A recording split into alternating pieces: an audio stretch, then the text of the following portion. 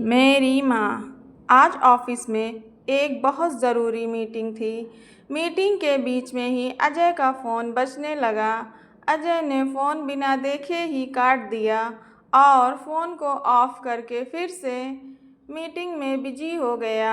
Meeting ख़त्म होने के बाद उसको फ़ोन की याद आई। उठाकर देखा तो माँ का फ़ोन था। फिर सोचने लगा कि घर जाकर माँ से बात करूँगा। रात को घर पहुँचने पर पत्नी ने बताया कि माँ की तबीयत ठीक नहीं है। अचानक से माँ का चेहरा सामने आ गया और मुझे उनकी चिंता होने लगी। सुबह होते ही हड़बड़ी में गांव चला गया। माँ कहते कहते घर में घुसा, लेकिन माँ नहीं थी। एक पल के लिए उसे अपने 2 साल में माँ के किए फ़ोन याद आए, जब माँ उसे बुलाती थी मिलने, लेकिन वो सिर्फ कहता था आऊँगा। उसे भी पता था कि वो ऊपर से कहता था, जाने का कोई इरादा नहीं था। वो फ़ोन भी याद आए जिनके आने पर वो भौहें चढ़ाकर उन्हें काट देता था।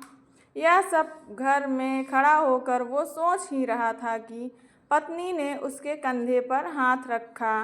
अरे माँ तो अस्पताल में हैं, चलें वहाँ। उसकी सुध जैसे टूटी। फिर गाड़ी घुमाई अस्पताल की ओर।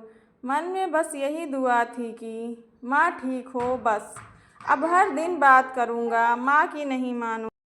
उनको अपने साथ ही लेकर जाऊँगा। अस्पताल पहुँचा और जब मामा उसे देखकर मुस्कुराते हुए कहा कि अब ठीक है, चिंता की कोई बात नहीं। इतना सुनकर ही फिर उसकी पलकों से रुके बांध का टूटना हुआ।